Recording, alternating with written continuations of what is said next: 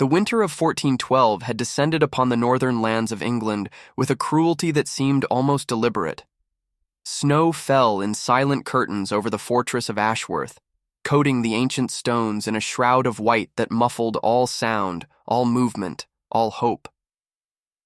The wind howled through the bare branches of the oak trees that lined the approach to the castle, their skeletal fingers reaching toward a sky the color of forged steel. Lady Eleanor of Blackmore stood before the iron gates, her woolen cloak pulled tight against the bitter cold, her breath forming small clouds that dissipated into the frozen air. She was 23 years of age, though the weight in her gray eyes spoke of decades more suffering. Her dark hair, once the pride of her father's household, hung in tangled strands beneath her hood, and her hands, once soft and adorned with rings befitting her station, were now chapped and reddened from months of hardship. She had walked for 3 days to reach this place. 3 days through frozen forests and treacherous mountain passes, with nothing but a small bundle of belongings and a letter that had found its way to her in the depths of her disgrace. The letter bore the seal of Ashworth, a wolf's head beneath a crescent moon, and contained only 12 words that had changed the course of her existence. Come to Ashworth. You shall find sanctuary here. Tell no one. The signature had been illegible, smudged by what might have been rain or tears, but Eleanor had recognized the hand. She would have recognized it anywhere, for she had once spent hours studying every curve and flourish of that penmanship in letters that had never been meant for her eyes. Lord Marquess of Ashworth, the Duke of the Northern Marches, the man who had been betrothed to her sister before tragedy had claimed them both. Eleanor's fingers trembled as she reached for the iron bell that hung beside the gate. The metal was so cold it burned through her thin gloves, but she pulled the chain nonetheless, sending a mournful toll echoing across the courtyard beyond. For a long moment, nothing stirred. The snow continued to fall, indifferent to her presence, and Eleanor felt the familiar grip of despair tightening around her heart. She had been a fool to come here. A fool to believe that sanctuary existed for someone like her, a woman cast out by her own family, stripped of her title, accused of crimes she had never committed. The courts of London had pronounced her guilty of conspiring against the crown, and though the evidence had been fabricated by those who sought to destroy the House of Blackmore, the verdict had been absolute. Her father had died of shame within a fortnight. Her mother had retreated to a convent, refusing to speak her daughter's name, and Eleanor had been left to wander the countryside like a ghost, surviving on the charity of strangers who did not know her face, until the letter had arrived. The sound of footsteps crunching through snow drew her attention, and Eleanor's heart seized as a figure emerged from the guardhouse beside the gate. It was an elderly man, his beard as white as the landscape around them, his eyes sharp and assessing beneath heavy brows. He wore the livery of Ashworth, and in his hand he carried a lantern that cast a warm circle of light against the gathering darkness. "Who goes there?" His voice was gruff but not unkind. Eleanor lowered her hood, revealing her face to his scrutiny.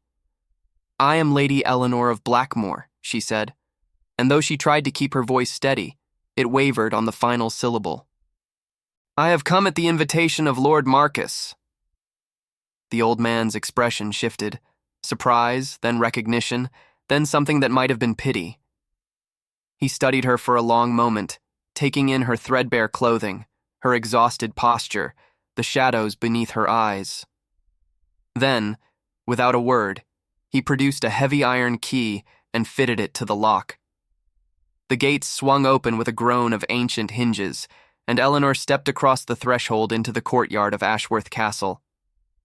The snow muffled her footsteps as she followed the old servant toward the massive oak doors of the keep, but she was acutely aware of eyes watching her from the windows above, faces that appeared and vanished like phantoms in the candlelight. She had expected to be led to a servant's quarters, or perhaps a modest chamber befitting her fallen status. Instead, the old man guided her through corridors of polished stone, past tapestries depicting battles and hunts, past suits of armor that seemed to stand sentinel over secrets centuries old. The castle was warm despite the winter's fury outside, heated by massive fireplaces that crackled and roared in every room they passed. Finally, they reached a door of carved mahogany, and the servant paused with his hand upon the handle. "His lordship is expecting you," he said quietly. "But I must warn you, my lady, he is not the man you remember. The years have changed him. The losses have changed him. Do not expect warmth where there is only duty." Before Eleanor could respond, the door swung open, and she found herself stepping into a chamber that seemed suspended in amber light. Candles flickered in iron sconces along the walls, casting dancing shadows across a room lined with books and manuscripts. A fire blazed in the hearth, and standing before it, his back to her, was a figure she had not seen in nearly 5 years. Lord Marquess of Ashworth had changed, just as the servant had warned. The young man she remembered, the laughing, golden-haired knight who had courted her sister with poetry and flowers, had been replaced by someone harder, older, carved from granite and silence. His shoulders were broader now, his posture rigid with the weight of command. His hair, once the color of summer wheat, had darkened to bronze, and when he turned to face her, Eleanor saw that his blue eyes held none of the warmth she remembered. Only grief. Only the ashes of something that had burned too brightly and too briefly. "Lady Eleanor." His voice was deeper than she remembered, roughened by years of shouting orders across battlefields. "You came. You summoned me." Her own voice sounded strange to her ears, thin, fragile, the voice of a woman who had forgotten how to speak without fear. "Your letter found me in a village near York. I do not know how you discovered where I was hiding, but I have people everywhere," he interrupted, and though his tone was not harsh, it left no room for questions. "I have been watching your movements since the trial. I knew you were innocent long before the verdict was announced, but I could do nothing without exposing myself to the same enemies who destroyed your family." Eleanor felt her knees weaken, and she reached for the back of a nearby chair to steady herself. "You knew? You knew I was innocent? And you did nothing?" For the first time, something flickered in those cold blue eyes. A shadow of the guilt that she would come to understand had been eating at him for years. "I did what I could from the shadows. The coin that bought your escape from London. The farmers who gave you shelter along the road. The letter that guided you here. I could not save your father, Eleanor. I could not undo what had been done. But I could ensure that you did not die alone in a frozen ditch somewhere, forgotten by everyone who should have protected you." The room seemed to spin around her, and Eleanor realized that she was crying. Silent tears that traced warm paths down her frozen cheeks. She had spent so many months believing herself utterly alone, utterly abandoned, and now to learn that someone had been watching over her all along. "Why?" The word escaped her lips before she could stop it. "We barely knew each other. I was merely the younger sister of your betrothed, a quiet shadow at the edges of your courtship with Catherine. Why would you risk so much for someone who means nothing to you?" Marcus was silent for a long moment, his gaze fixed upon the flames dancing in the hearth. When he finally spoke, his voice was so low that Eleanor had to strain to hear it. "Because you were the one who found her," he said. "You were the one who held her hand as she died. You were the one who promised her, with her last breath, that you would live, that you would survive whatever darkness came next. And I made a vow, Eleanor, on the day they buried her. I vowed that I would honor her memory by protecting the sister she loved more than her own life." Eleanor's breath caught in her throat. The memory of that terrible night flooded back to her. The blood, the screaming, the way Catherine's fingers had grown cold in her grasp even as she begged her not to leave. The raiders who had attacked their estate had killed 17 people before fleeing into the night, and Catherine had been among them, struck down while trying to protect the children of the household. Eleanor had survived only because her sister had hidden her in the root cellar, covering the entrance with her own dying body. "You do not owe me anything," Eleanor whispered. "Catherine's death was not your burden to bear. You were at war in France when it happened. There was nothing you could have done. There is always something that could have been done." Marcus turned to face her fully, and Eleanor saw the depth of the torment that had been consuming him for 5 long years. "I should have been here. I should have married her sooner. brought her to Ashworth where she would have been safe. I should have... He stopped abruptly, his jaw tightening, and Eleanor understood that these were words he had spoken only to himself, in the darkness of countless sleepless nights. She had no right to witness this private anguish, and yet she could not look away. "My lord," she said softly, "we cannot change the past. We can only survive it." Something shifted in his expression. A crack in the armor he had built around himself, quickly sealed but not quickly enough to escape her notice. He straightened his shoulders, resuming the posture of command that seemed as natural to him as breathing. "You will stay here," he said, and it was not a request. "You will be given quarters befitting your true station, not the lies that were told about you at trial. My household believes you to be a distant cousin, widowed by the wars and in need of sanctuary. No one outside these walls knows your true identity, and no one will learn it as long as you remain under my protection." Eleanor opened her mouth to protest, to argue that she could not accept such generosity, that she had no right to impose upon his hospitality, but the words died in her throat as she met his gaze. There was something in his eyes that she had not seen before, something that looked almost like determination. Or perhaps it was something else entirely. "You saved my betrothed's sister," he continued, his voice softening almost imperceptibly. "You held her hand when I could not. You have carried her memory through years of suffering that should have broken you completely. The least I can do is offer you a place to rest." He crossed the room to a small table where a decanter of wine stood beside 2 silver goblets. With practiced movements, he poured 2 measures and extended one toward her.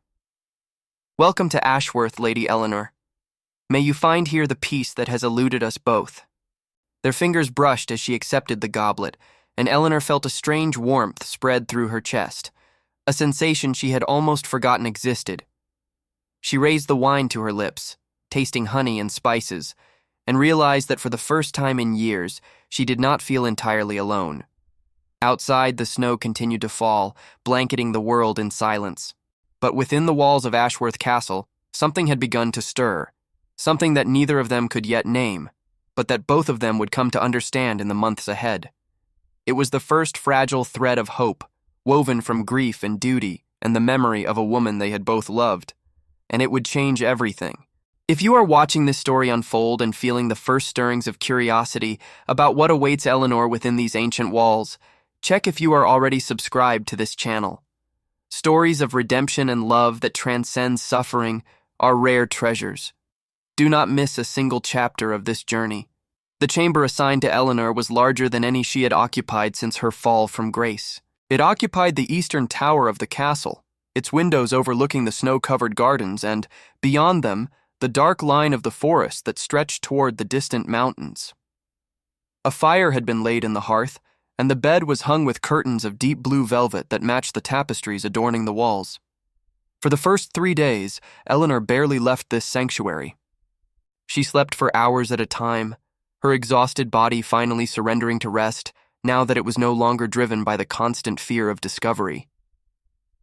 The servants brought her meals on silver trays, rich broths and fresh bread, roasted meats and honeyed fruits, and though she tried to eat sparingly, not wishing to appear greedy, her hollow cheeks gradually began to fill. On the 4th morning, she woke to find a gown laid across the chair beside her bed. It was made of fine wool in a shade of forest green, trimmed with silver embroidery at the collar and cuffs. A note had been pinned to the sleeve, written in the same hand that had summoned her to Ashworth. "The household gathers for supper in the great hall each evening. Your presence would honor us." Eleanor held the gown against her body, studying her reflection in the polished bronze mirror that hung beside the window. The woman who stared back at her was a stranger, still thin, still marked by suffering, but no longer the desperate creature who had stumbled through the castle gates 4 days ago. Color had returned to her cheeks, and her eyes, though still shadowed, held a spark of something that might have been called life. She dressed carefully, taking more time than she had in months to arrange her hair and smooth the fabric of her new gown. When she finally descended the winding staircase that led to the great hall, her heart was pounding with an anxiety she had not anticipated. She had grown accustomed to invisibility, to moving through the world like a ghost. The prospect of being seen, truly seen, by strangers who would form opinions about her was almost more terrifying than the dangers she had faced on the road. The Great Hall of Ashworth was a cavernous space, its vaulted ceiling supported by massive stone pillars carved with images of wolves and moons. Long tables stretched the length of the room, occupied by knights and servants, merchants and craftsmen who had found shelter within the castle walls. Torches blazed in iron brackets, casting a warm glow over the assembled company, and the air was thick with the smell of roasting meat and fresh bread. Eleanor paused at the entrance, suddenly conscious of how many eyes had turned toward her. Whispers rippled through the crowd, and she felt her courage falter. Then a voice cut through the murmur, calm and commanding. "Lady Eleanor, please join us." Marcus sat at the high table, positioned on a raised dais at the far end of the hall. He wore a doublet of black velvet, unadorned save for the silver wolf's head that clasped his collar, and his expression was as unreadable as ever. But he had risen to his feet at her appearance, a gesture of respect that silenced the whispers more effectively than any rebuke could have done. Eleanor crossed the hall with as much dignity as she could muster, acutely aware of every gaze that followed her progress. When she reached the dais, Marcus extended his hand to help her up the steps, and she accepted it gratefully, drawing strength from the brief contact. "You honor us with your presence," he said, loud enough for the nearest tables to hear. "I trust your chambers have been comfortable." "More than comfortable, my lord. Your hospitality has been beyond anything I could have hoped for." He guided her to a seat beside his own, and as Eleanor settled into the carved wooden chair, she noticed the other occupants of the high table watching her with varying degrees of curiosity. To Marcus's left sat an elderly woman whose silver hair was coiled beneath a headdress of white silk, her dark eyes sharp with intelligence. Beside her was a young man who bore a striking resemblance to Marcus, though his features were softer, his expression more open. "Allow me to introduce my household," Marcus said, following her gaze. "Lady Margaret, my mother, and Lord Thomas, my younger brother." Lady Margaret inclined her head in greeting, her expression neutral but not unkind. "Welcome to Ashworth, Lady Eleanor. My son has told us of your circumstances. You have our sympathies for your losses." "Thank you, my lady." Eleanor was surprised by how steady her own voice sounded. "Your family's kindness has been a light in what has been a very dark time." Thomas leaned forward, his blue eyes, so like his brother's, yet so different in their warmth, sparkling with curiosity. "I understand you come from the south, my lady. Is it true that the winters there are so mild that flowers bloom even in December?" Eleanor found herself smiling, an expression so foreign to her face that it almost hurt. "In some years, yes. Though I confess I have seen little of my homeland's beauty in recent months. The roads are not kind to those who travel them in winter." "Then you must tell us of your journey," Thomas pressed eagerly. "What adventures befell you? Did you encounter bandits? Wild beasts? I have heard that wolves roam freely in the northern forests, hunting in packs that can bring down a horse." "Thomas." Marcus's voice was quiet but firm. "Lady Eleanor has endured hardships enough without being asked to relive them for your entertainment." Thomas's cheeks flushed with embarrassment. "Forgive me, my lady. My brother is right. I speak without thinking. A failing he has often remarked upon." "There is nothing to forgive," Eleanor assured him. "And your curiosity is natural. I will say only that the journey was difficult, but I survived. That is all that matters now." The meal proceeded in a blur of courses and conversation, and Eleanor gradually felt herself relaxing in the unexpected warmth of Ashworth's hospitality. Lady Margaret, despite her initial reserve, proved to be a gracious hostess who steered the conversation toward neutral topics: the harvest, the weather, the news from neighboring estates. Thomas continued to pepper her with questions, though he was more careful now to avoid subjects that might cause distress. And Marcus watched her with those unreadable blue eyes, speaking little but missing nothing. It was only later, when the meal had ended and the company had dispersed to their various chambers, that Eleanor found herself alone with him once more. She had retreated to a small alcove near the great hall, drawn by the warmth of a brazier that glowed in the shadows, and she was startled to find him standing beside her. "You did well tonight," he said, his voice low. "The household will speak kindly of you. Within a fortnight, they will have forgotten that you ever lived anywhere but here." Eleanor turned to face him, searching his features for some hint of what he was truly thinking. "Is that what you want? For me to become invisible?" "I want you to be safe." He stepped closer, and Eleanor was suddenly aware of how tall he was, how broad his shoulders seemed in the flickering light. "The enemies who destroyed your family have not forgotten you. They believe you died somewhere in the northern wilderness. But if word were to reach them that you still live, they would come for me." Eleanor finished his sentence, her voice flat. "I know. I have lived with that fear for months. But I cannot hide forever, my lord. I cannot spend the rest of my life pretending to be someone I am not." Something shifted in Marcus's expression, a flicker of something that might have been admiration. "You are braver than you know, Lady Eleanor. But bravery alone will not protect you, not against men like Lord Rothwell and his allies." The name struck Eleanor like a physical blow. Lord Edmund Rothwell, the man who had orchestrated her family's destruction, who had forged the evidence that convicted her of treason, who had watched her father die of shame. He was the most powerful lord in the Southern Territories, a man whose influence reached even into the king's council. "You know who did this to me?" Eleanor whispered. "You know, and yet you brought me here. Why? What do you hope to gain by sheltering the enemy of such a powerful man?" Marcus was silent for a long moment, and when he finally spoke, his voice carried the weight of a burden long carried in solitude. "Because Lord Rothwell was also responsible for the raid that killed Catherine." The words hung in the air between them, terrible and irrevocable. Eleanor felt the ground shift beneath her feet as the implications settled into her consciousness. The attack on her family's estate, the one that had claimed her sister's life, had not been a random act of violence. It had been deliberate, calculated, ordered by a man who had wanted the House of Blackmore destroyed long before he had found another way to accomplish his goal. "He wanted our lands," Eleanor said slowly, the pieces falling into place with sickening clarity. "The Blackmore estates border his territories to the south. If our family were eliminated, he would have no opposition to his expansion." Marcus nodded grimly. "I have spent 5 years gathering evidence, building alliances, waiting for the right moment to strike. And now, with you here, with a living witness to his crimes, I finally have the weapon I need to destroy him." Eleanor stared at him, a cold knot forming in her stomach. "Is that why you brought me here? To use me as a weapon?" For the first time since her arrival, she saw genuine emotion flicker across Marcus's features, something that looked almost like pain. "I brought you here because I made a promise to a dying woman," he said quietly.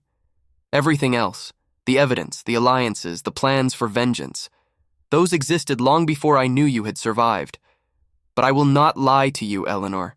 Your testimony could change everything. If you are willing to stand before the king's court and speak the truth of what you know, I would be dead before I finished my first sentence." Eleanor's voice was bitter. "Rothwell has eyes and ears everywhere. You said so yourself." "Not everywhere." Marcus reached out, and for a moment Eleanor thought he might touch her face. But his hand stopped just short of her cheek, hovering in the space between them like a question unasked. "Not here. Within these walls you are protected by more than stone and steel. You are protected by the loyalty of people who have suffered under Rothwell's shadow for far too long." Eleanor searched his eyes, looking for deception and finding none. There was only conviction there, the fierce, unwavering determination of a man who had waited years for this moment. "And if I refuse?" she asked. "If I choose to remain hidden, to live out my days as your invisible cousin, will you cast me out?" "Never." The word was spoken with such force that Eleanor took an involuntary step backward. Marcus seemed to realize the intensity of his response, and he drew a slow breath before continuing more calmly. "You are not a prisoner here, Eleanor. You are a guest, and more than that, you are family. Catherine loved you, which means you belong to this house as surely as if you had been born within its walls. Whatever you choose, that will not change." He turned then, moving toward the corridor that led to his private chambers. But before he disappeared into the shadows, he paused and looked back at her one final time. "Get some rest. Tomorrow I will show you the evidence I have gathered. And then you can decide for yourself what role, if any, you wish to play in what is to come." The following weeks passed in a rhythm that Eleanor had not known since childhood, a gentle cadence of meals and conversations, of quiet hours spent reading in the library, and longer hours walking through the snow-covered gardens with Thomas as her enthusiastic guide. The young lord had appointed himself her unofficial protector, appearing at her chamber door each morning with plans for the day's adventures and refusing to accept any excuse for solitude. "You have spent enough time alone," he declared one afternoon as they stood on the battlements, watching the sun set over the frozen forest. "My brother may believe that brooding is a suitable pastime, but I refuse to allow it to consume another member of this household." Eleanor smiled despite herself. "Your brother does not brood. He contemplates. Is there a difference?" "I believe so, yes. Brooding implies self-pity. Contemplation suggests purpose." Thomas considered this for a moment, then shrugged with the easy grace of youth. "If you say so. But I notice that you have learned to read his moods rather quickly for someone who claims to barely know him." Heat rose to Eleanor's cheeks, and she turned away under the pretense of adjusting her cloak. It was true that she had found herself paying closer attention to Marcus than propriety perhaps allowed. She noticed when the lines around his eyes deepened with fatigue, when his shoulders tensed at the mention of certain subjects, when his gaze lingered on her across the great hall for a moment longer than necessary. She noticed, and she did not know what to make of her noticing. "He carries heavy burdens," she said carefully. Anyone with eyes could see that. "Heavy burdens that he refuses to share." Thomas's voice had lost some of its playfulness. "He has been this way since Catherine died. Before that, he was different, lighter. He used to laugh, Eleanor, great, booming laughs that would echo through the corridors and make the servants smile. Now I cannot remember the last time I heard him laugh at all." Eleanor thought of the man she had come to know over the past weeks, the quiet conversations in his study, where he had shown her the documents and testimonies he had gathered against Rothwell, the careful way he asked about her past, never pressing too hard, but always listening with an intensity that made her feel truly heard. The moments when their eyes would meet across a room and something wordless would pass between them, something that made her pulse quicken and her thoughts scatter like startled birds. "Perhaps he has simply forgotten how," she said softly. "Perhaps he needs someone to remind him." Thomas gave her a long, searching look, and Eleanor realized too late how her words might be interpreted. Before she could clarify, the young lord smiled, a knowing, almost mischievous expression that reminded her painfully of Catherine. "Perhaps he does," Thomas agreed, "and perhaps that someone has already arrived." The evidence Marcus had gathered against Lord Rothwell was overwhelming and damning. Letters intercepted from messengers who had been persuaded to share their contents. Testimony from servants who had fled Rothwell's household rather than continue to serve a monster. Financial records that traced payments to the very raiders who had attacked the Blackmore estate 5 years ago. Eleanor spent hours in Marcus's study, poring over documents by candlelight, her heart growing heavier with each new revelation. The depth of Rothwell's depravity was staggering. He had not simply wanted her family's lands, he had wanted their complete annihilation, the erasure of the Blackmore name from history itself. "Why?" she asked one evening, looking up from a particularly damning letter. "What did my family ever do to earn such hatred?" Marcus set aside the document he had been reading and moved to stand beside her.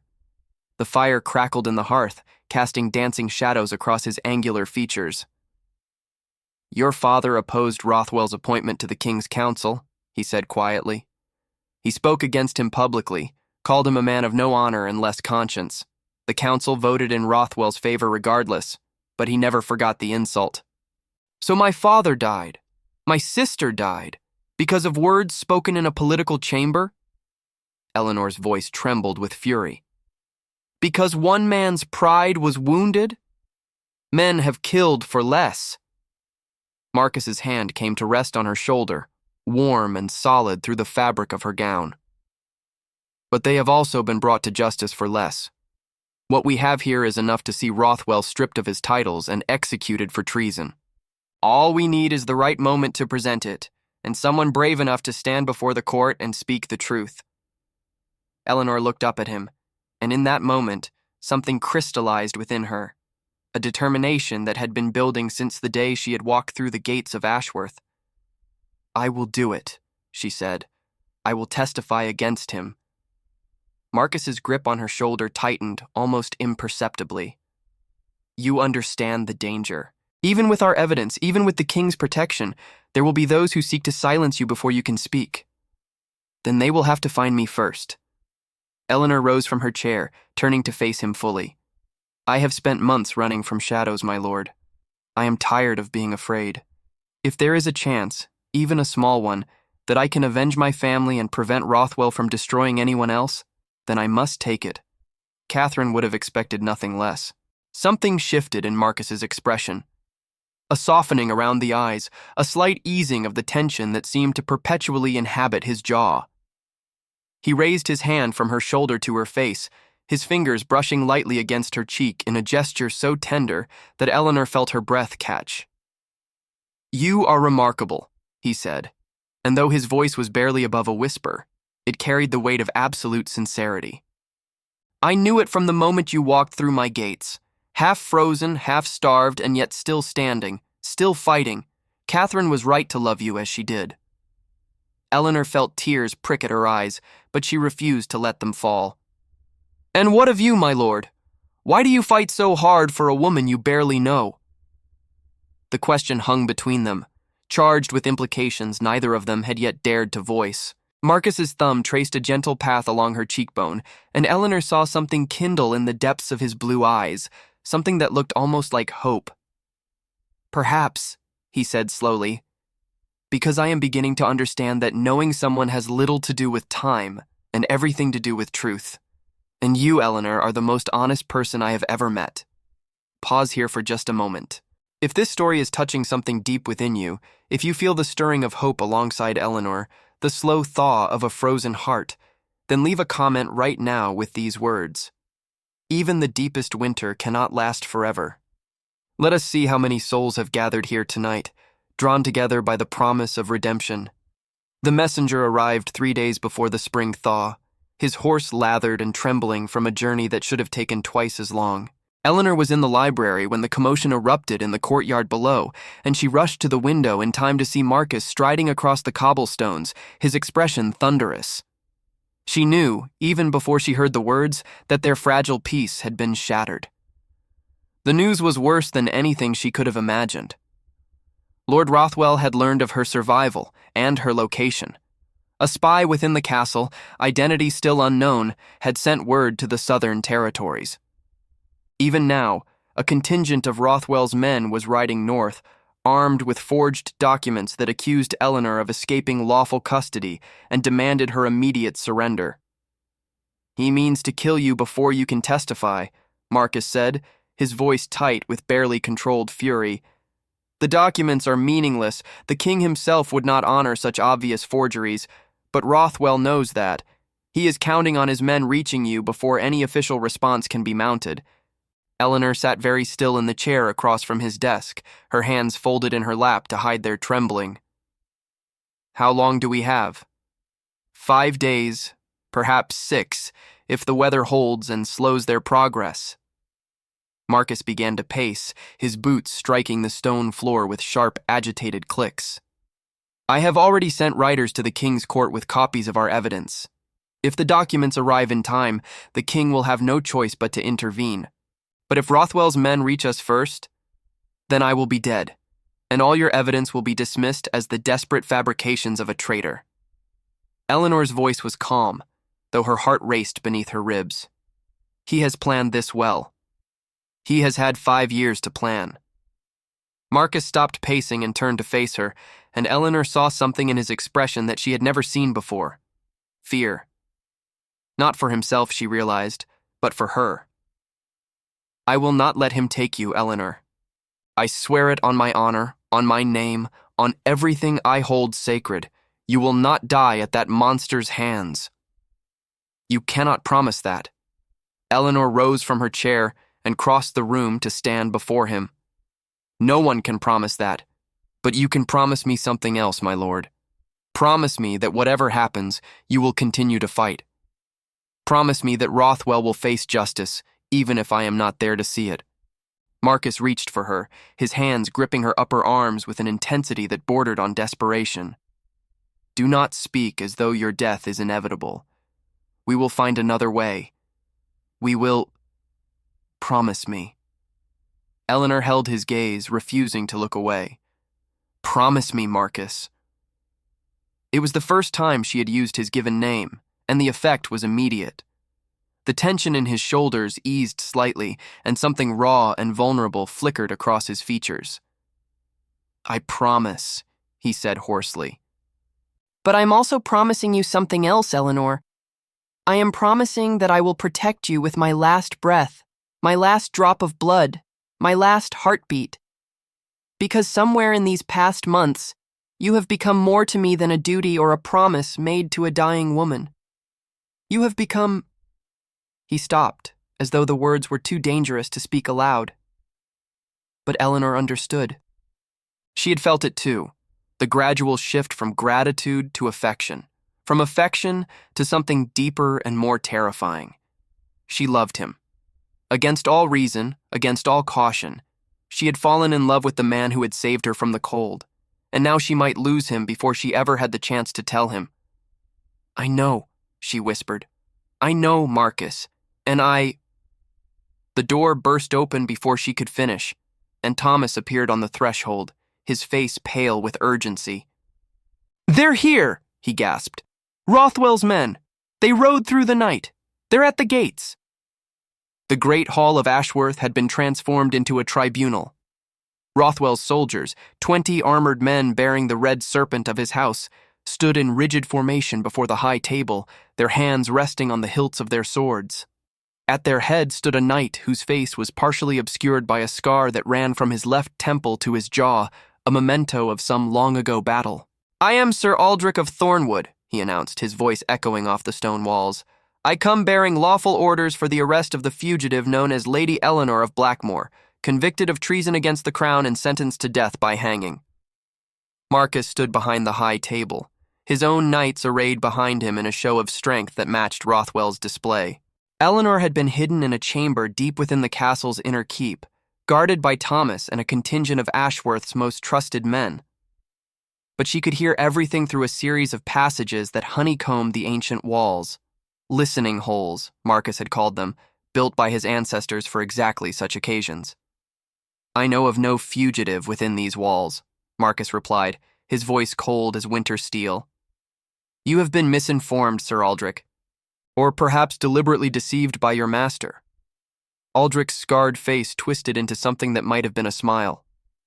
"Lord Rothwell's information is never wrong, Your Grace. The woman is here. We have testimony from one who has seen her with his own eyes. Surrender her now, and there need be no bloodshed. And if I refuse, then we will take her by force." Aldrich's hand moved to his sword. "My lord has authorized me to use whatever means necessary to secure the prisoner. If that means burning this castle to the ground with everyone in it, so be it." A murmur rippled through the assembled knights, and Eleanor saw Marcus's jaw tighten with rage. She knew what he was thinking, that 20 armed men could not take Ashworth by force, not against its fortified walls and loyal garrison. But fire was another matter. Fire did not care about walls or loyalty. Fire consumed everything in its path. "You would threaten the destruction of an ancient house?" Marcus said slowly. "For the sake of one woman? What has Lord Rothwell promised you, Sir Aldrich? What reward could possibly be worth such dishonor?" Something flickered in Aldrich's eyes. A shadow of doubt, perhaps, or merely annoyance at being questioned. "My reasons are my own, Your Grace. You have until sunset to deliver the woman." After that, my men will begin setting fires to the outer buildings. The choice is yours." He turned on his heel and strode toward the doors, his soldiers following in precise formation. The great hall fell silent in their wake, and Eleanor pressed her hand against the cold stone of the listening passage, her heart pounding with terror. She could not let Marcus sacrifice his home, his people, for her sake. She could not. The decision crystallized in her mind with terrible clarity. She knew what she had to do. Eleanor waited until darkness had fallen before making her move. The guards outside her chamber door had been called away to reinforce the outer walls, and Thomas had reluctantly left to help coordinate the castle's defenses. For the first time since the crisis began, she was alone. She moved quickly through the silent corridors, her soft leather boots making no sound on the stone floors. She had dressed in the plainest gown she could find, a servant's dress of undyed wool, and had braided her hair beneath a simple linen cap. In the darkness, she might pass for one of the castle's many household workers, invisible and unremarkable. The postern gate was located at the rear of the castle, hidden behind the kitchens and the stables. It was meant for servants and supply wagons, and at this hour, it was guarded by only 2 men, both of whom were focused on the main gates, where Rothwell's soldiers had made camp. Eleanor slipped through the gate and into the frozen night, her breath forming clouds in the frigid air. The snow had begun to melt in patches, revealing dark earth beneath, and she picked her way carefully through the mud toward the distant flicker of campfires. She was halfway across the open ground when a hand closed around her arm, yanking her backward with such force that she nearly fell. "What in God's name do you think you're doing?" Marcus's voice was a furious whisper, his fingers digging into her flesh through the thin fabric of her sleeve. His face was a mask of rage and terror, and Eleanor realized that he must have been watching her, waiting for her to make exactly this move. "Saving your home," she replied, her own voice steady despite the fear that churned in her stomach. "Saving your people. Rothwell wants me, Marcus. If I give myself up, you will be dead before dawn." His grip tightened. "Do you think I would let that happen? Do you think I could live with myself if I allowed you to sacrifice yourself for my sake? It is not just for your sake." Eleanor twisted in his grasp, forcing him to meet her eyes. "It is for Catherine, for my father, for everyone who has suffered because of Rothwell's cruelty. If I can draw him out, if I can make him believe he has won, then what? You will somehow escape? You will talk your way out of execution?" Marcus's voice cracked with emotion. "Eleanor, please, I cannot lose you. Not now. Not when I have only just found you." The words struck her like a physical blow, and she felt her resolve waver. She had known that he cared for her, had seen it in his eyes, felt it in his touch, but hearing him speak so plainly, with such raw desperation, was almost more than she could bear. "Marcus," she whispered, and then she did the only thing she could think of to silence the argument between them. She kissed him. It was not a gentle kiss, not the tentative brush of lips that propriety might have demanded. It was fierce and desperate, a declaration of everything she had been too afraid to say aloud. Marcus froze for a single heartbeat, and then his arms came around her, pulling her against him with a hunger that matched her own. When they finally broke apart, both of them breathing hard, Marcus rested his forehead against hers and closed his eyes. "Do not do this," he said, his voice barely audible. "Do not make me watch you die, Eleanor. I could not survive it. I have already lost too much." Eleanor reached up to cup his face in her hands, feeling the roughness of his jaw beneath her palms. "Then help me find another way. Help me fight, Marcus. Not as a witness hiding in the shadows, but as an equal, as your partner." Something shifted in his expression, a spark of hope kindling in the depths of his despair. He pulled back slightly, studying her face as though seeing it for the first time. "There may be a way," he said slowly. "A dangerous way, one that depends on Rothwell's arrogance and Sir Aldrich's greed. But if it works, tell me," Eleanor urged. "Whatever it is, I will do it." Marcus was silent for a long moment, And then a slow, fierce smile spread across his features, the first true smile she had seen from him since her arrival at Ashworth. "Then come with me," he said, taking her hand. "We have plans to make, and a traitor to catch." The plan was elegant in its simplicity and terrifying in its risks.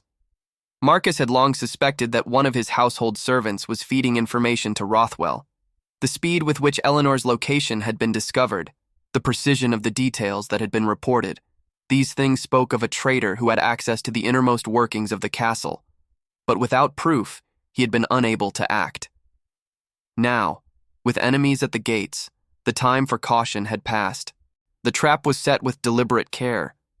Marcus announced loudly and publicly that Lady Eleanor would be moved to a hidden location within the castle, a secret chamber in the North Tower, accessible only through a series of passages known to a handful of trusted servants. He named the servants specifically, watching their faces as he spoke, searching for any sign of guilt. And then he waited.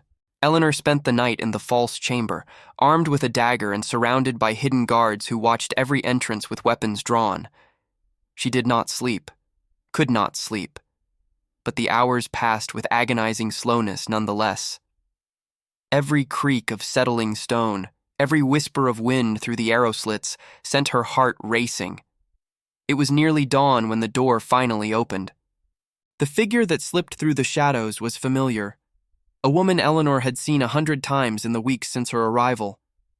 The head cook, a stout, gray-haired woman named Marta, who had always seemed kind, who had brought Eleanor extra portions of honey cakes and clucked over her thin frame with maternal concern. Marta's face contorted with shock when she saw Eleanor sitting calmly in the candlelight, a dagger gleaming in her lap. "My lady," she stammered. "I did not expect. You were only coming to deliver me to Rothwell's men." Eleanor's voice was flat, devoid of emotion. "To collect whatever reward he promised you for my life."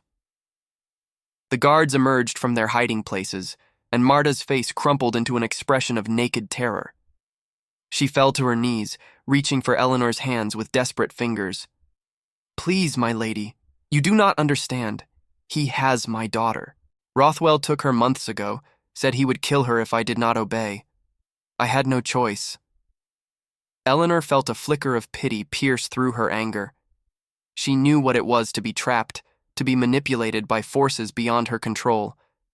But she also knew that pity could not be allowed to cloud her judgment, not now, when so much was at stake. "Where is she?" Eleanor asked quietly. "Your daughter. Where is Rothwell keeping her?" Marta looked up, hope and confusion warring in her eyes. "At his estate in the south, in the dungeons beneath his manor.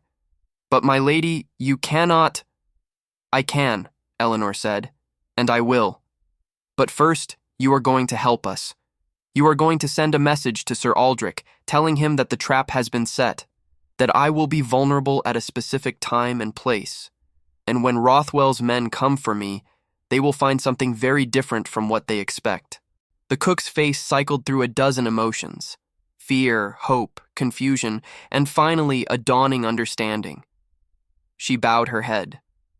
"I will do as you ask, my lady, for my daughter's sake, and for yours." Sir Aldrich led the assault himself, just as Marcus had predicted. The knight's arrogance would not allow him to delegate such an important mission, and his greed for Rothwell's reward blinded him to the obvious signs that something was amiss. The attack came at midnight, when the castle lay in false slumber. Rothwell's soldiers scaled the walls using ropes and grappling hooks, moving with the practiced silence of men who had done this many times before.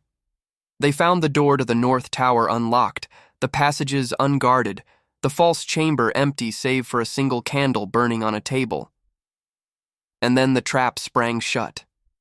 Marcus's knights poured from every doorway, every hidden alcove, their swords flashing in the torchlight. The battle was brief and brutal, and when it was over, Sir Aldrich knelt in chains before the high table, his scarred face twisted with fury. "This changes nothing," he spat. "Lord Rothwell will send more men. He will burn this castle to ashes. Lord Rothwell will do nothing." Marcus's voice was calm, almost casual, as he descended from the dais to stand before his prisoner. Because by the time word of your failure reaches him, the king's own guard will be at his gates with warrants for his arrest. My messengers reached the court 3 days ago, far faster than Rothwell anticipated. The evidence against him has already been presented, and now with your testimony added to the rest, I will never testify against my lord. You will. Marcus smiled, and there was something dangerous in the expression. Because if you do not, I will send word to the families of every man, woman, and child who died in Rothwell's raids. I will tell them exactly where to find you, and I will ensure that there are no guards between you and their justice. Aldrich's face went pale beneath his scar, and Eleanor saw the moment when his resolve crumbled. The knight was a coward at heart, loyal to Rothwell only because he feared him. But there were things in the world more frightening than one man's wrath. The families of the dead, for instance. I will testify, Aldrich whispered. I will tell them everything. The trial of Lord Edmund Rothwell lasted 3 weeks and became the most talked-about event in the kingdom since the last coronation. Eleanor testified on the 5th day, standing before the assembled nobles with her head held high and her voice steady. She spoke of her family's destruction, of her sister's murder, of the years she had spent running from a shadow that had threatened to consume her entirely. And when she was finished, the court erupted into chaos. Rothwell was found guilty on all counts: treason, murder, conspiracy, and a dozen lesser crimes that had come to light during the investigation. He was stripped of his titles, his lands, and his life. The execution took place on a gray morning in early April, and Eleanor did not attend.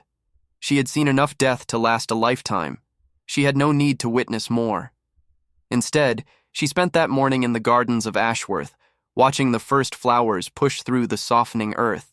Marcus found her there, standing beside the fountain that had been dry all winter but now sang with fresh water, and for a long moment they simply stood together in silence, watching the new life that was stirring all around them. It is over, Marcus said finally. You are free, Eleanor. Truly free for the first time since Catherine died. Eleanor turned to face him, and she was surprised to find that the thought no longer brought only pain. There was grief still. There would always be grief, but it was tempered now by something softer, something like peace. I have been thinking about what comes next. And what have you concluded? Eleanor took a deep breath, summoning her courage. I have concluded that I do not wish to leave Ashworth. I have concluded that somewhere in these past months, this place has become my home, not because of duty or gratitude, but because of something else entirely. Marcus's eyes searched her face, and she saw the hope kindling there, fragile but fierce, like the first green shoots of spring. Eleanor, he said, and his voice was rough with emotion. I have tried to be patient. I have tried to give you time to heal, to find your footing, to decide what you want without the pressure of my feelings clouding your judgment, but I cannot stay silent any longer. I love you. I have loved you since the moment you walked through my gates with frost in your hair and fire in your eyes. And if you will have me... Yes. The word escaped her before he could finish, and she laughed at the surprise on his face. Yes, Marcus. 1,000 times. Yes. He caught her in his arms and lifted her off her feet, spinning her in a circle until they were both dizzy with joy. When he finally set her down, his lips found hers in a kiss that tasted of sunlight and new beginnings. I will make you happy, he promised against her mouth. I swear it, Eleanor. For as long as I draw breath, I will spend every day making you happy. You already have, she whispered. You already have. The wedding took place on the summer solstice, when the days were long and golden, and the gardens of Ashworth bloomed with roses and lavender. Eleanor wore a gown of ivory silk, embroidered with silver thread that caught the light like stars, and her dark hair was crowned with a wreath of wildflowers that Thomas had picked himself. The great hall was filled with guests from across the kingdom, nobles who had once shunned the House of Blackmore, now eager to align themselves with its sole surviving heir and her powerful husband. Eleanor received them all with grace and dignity, though privately she cared nothing for their politics or their alliances. She had learned long ago that true loyalty could not be bought with titles or lands. The ceremony was performed by the old priest who had served Ashworth for 40 years, his voice trembling with emotion as he spoke the words that bound Eleanor and Marcus together for eternity. When the moment came to exchange vows, Marcus took her hands in his and spoke not the formal phrases that tradition demanded, but words that came from somewhere deeper, from the wounded heart that she had helped to heal. "I take you as my wife," he said, "not because duty compels me or honor demands it, but because loving you has taught me what it means to hope again. You walked into my life when I had forgotten how to feel anything but grief, and you reminded me that even the deepest winter cannot last forever. I promise to cherish you, to protect you, to stand beside you in every storm that comes, and I promise to spend the rest of my days proving that your faith in me was not misplaced." Eleanor felt tears streaming down her face, but she did not wipe them away. These were not tears of sorrow. They were tears of joy so profound that her heart could not contain it. "I take you as my husband," she replied, "because you saw me when I was invisible, when I had become a ghost even to myself. You gave me sanctuary when I had nothing, and you gave me purpose when I had lost all hope. I promise to love you without reservation, to support you without condition, to walk beside you on whatever path lies ahead. And I promise that as long as I live, you will never face the darkness alone." The priest pronounced them wed, and Marcus kissed her with a tenderness that made her knees weak. The hall erupted in cheers, and somewhere in the crowd, Eleanor heard Thomas's voice rising above the rest, whooping with unrestrained delight. Lady Margaret stood near the high table, her stern face softened by something that might have been tears. When Eleanor's eyes met hers, the older woman inclined her head in a gesture of acknowledgement, of acceptance, that meant more than any words could have conveyed. Eleanor had found her place, not just in Ashworth's halls, but in its heart.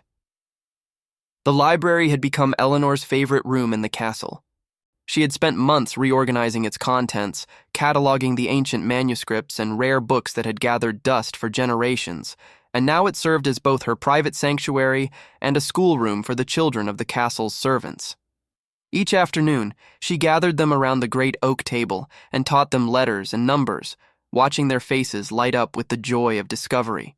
Marcus found her there on a warm afternoon in late spring, surrounded by a chaos of books and papers and giggling children. He stood in the doorway for a long moment, simply watching her, and when she finally looked up to meet his gaze, she saw her own happiness reflected in his eyes. "I have news from the south," he said, crossing the room to stand beside her. "Marta's daughter has been found, alive and well, living with a family who took her in after Rothwell's arrest. She is being brought to Ashworth as we speak." Eleanor's hand flew to her heart. "Truly? She is safe?" "She is safe, and she will be reunited with her mother before the week is out." The children, sensing the emotion in the room, fell silent and watched with wide eyes as Eleanor embraced her husband with fierce gratitude. Another broken thread had been mended, another wrong had been made right. "There is more," Marcus continued, his voice dropping to a whisper meant only for her ears. "The physician came to see me this morning. He told me that in 7 months' time Ashworth will have a new heir." Eleanor drew back, her eyes searching his face for confirmation of what she had suspected for weeks, but had not dared to voice aloud. Marcus's smile answered her unspoken question, and she felt tears spilling down her cheeks for what seemed like the 100th time since she had come to this place. "A child," she breathed. "Our child. Our child." Marcus rested his hand on her belly, his touch reverent and protective. "A new beginning, Eleanor. A new life born from everything we have survived." Through the open windows, Eleanor could see the gardens she had helped to restore. Beds of roses and herbs, pathways of crushed stone, a fountain that sang with clear water. Beyond them, the forest stretched toward mountains that no longer seemed so threatening, so cold. The world had softened around them, warmed by a love that had grown from the most unlikely of seeds. She thought of Catherine, of the sister who had given her life so that Eleanor might survive, and she knew with a certainty that went beyond logic or faith that somewhere Catherine was watching, somewhere she was smiling. "Thank you," Eleanor whispered, though she did not know if she was speaking to Marcus or to the memory of her sister or to the mysterious forces that had guided her through darkness into light. "Thank you for everything." Marcus pressed a kiss to her forehead and held her close, and together they watched the sunlight stream through the windows, gilding the ancient stones of Ashworth in gold. Outside, the world was waking from its long winter sleep, and within the walls of the castle, a new chapter was beginning, one that would be written not in sorrow or survival, but in the quiet, enduring language of love. If you watched this story until the very end, then you felt the same warmth that filled Eleanor's heart in those final moments. You journeyed with her through darkness and emerged into light. Leave a comment now saying, "I watched until the end, so I can know you, so I can see who truly cherishes these stories of redemption and hope." And if this tale moved you, if it reminded you that even the deepest wounds can heal and the coldest winters can give way to spring, then please, subscribe to this channel so you never miss another journey like this one. Like this video so others can find their way here, and share it with someone who needs to remember that love is always worth fighting for. Thank you for being here. Thank you for listening. Until we meet again in another story, may you find your own sanctuary, your own peace, and your own love that carries you through whatever storms lie ahead.